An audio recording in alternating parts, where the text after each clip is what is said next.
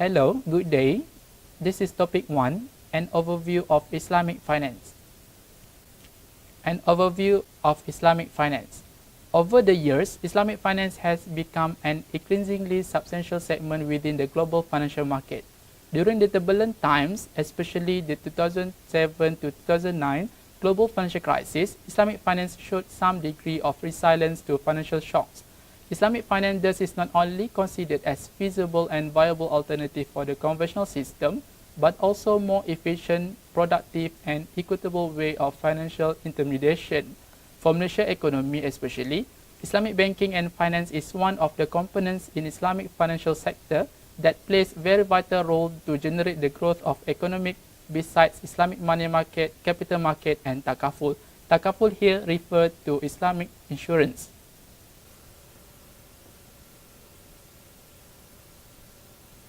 Sharia as the bedrock of Islamic financial system. In Islamic finance, the development of Islamic finance represented by the Sharia or Islamic law. Sharia here refers to as Islamic law. It is body of knowledge which provides Islamic financial system and operation with its unchanging bearing as well as major means of adjusting to change. Now we look on what is the meaning of Sharia. It came from the Arabic words mean the way or a path to watering a place, a clear path to be followed or the way which leads to a source. So it provides code of conduct for human beings.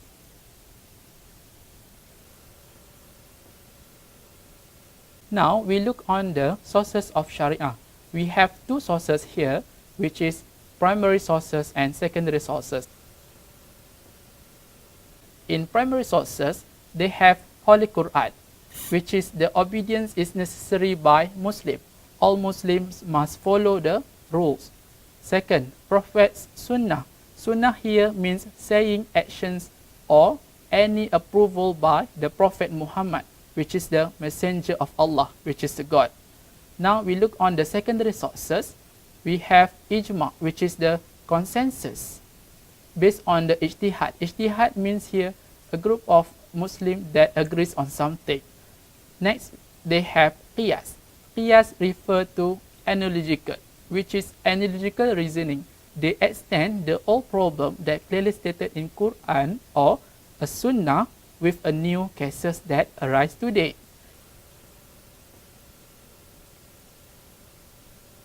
In Islamic financial institutions, they must ensure that all their transactions are Sharia compliant, not only in their forms and legal technicalities, but also economic substance. Now we look on the objective of Sharia. Maqasid al-Sharia. Maqasid here refer to objective.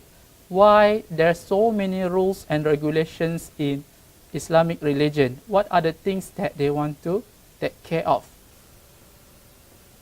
First, they want to look into the religion, protections of religion and the purpose of worship. Second, life, sanctity of life as emphasized in Quran and Sunnah.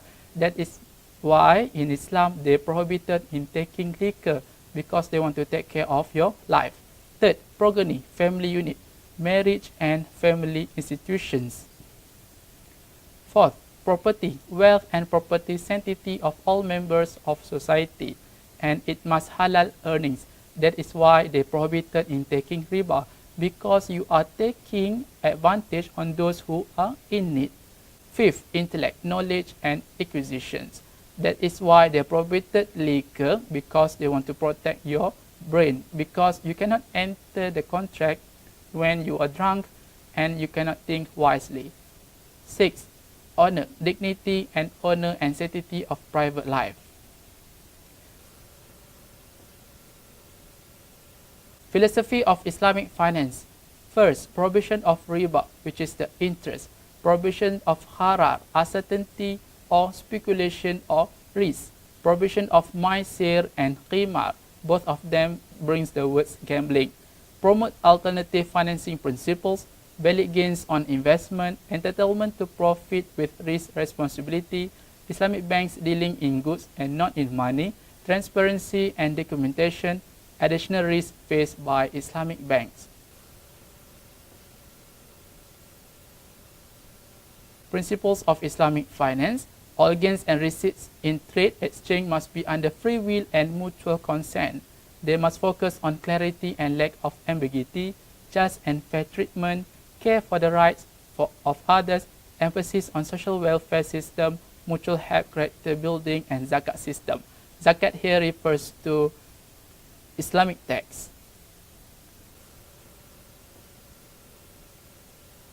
Now we look on the differences between conventional versus Islamic finance. In conventional system, they are interest-based, but in Islamic finance, they are prohibited in taking riba, which is the interest. In conventional system, transaction with risk and uncertain elements.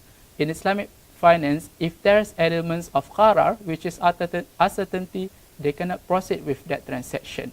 Transaction with gambling games of chance in conventional system, but in Islamic finance, they have prohibited anything that related to gambling. Based on capitalist principle in conventional system, but in Islamic, they change it to participation and sharing principle. In conventional system, they can invest their money in non-Sharia based activities, but in Islamic finance, all those activities must be Sharia compliance, means they are approved by the religion. In conventional system, they deals in documents and money, but in Islamic finance, they deals in goods and documents. In conventional system, all the profit and rewards can gain from out of various means, but in Islamic finance, the gains and profit must be permissible. Lastly, in conventional system, there are lack of transparency and disclosure. In Islamic finance, sanctity of contract is a must. So this is the end of our topic. Thank you.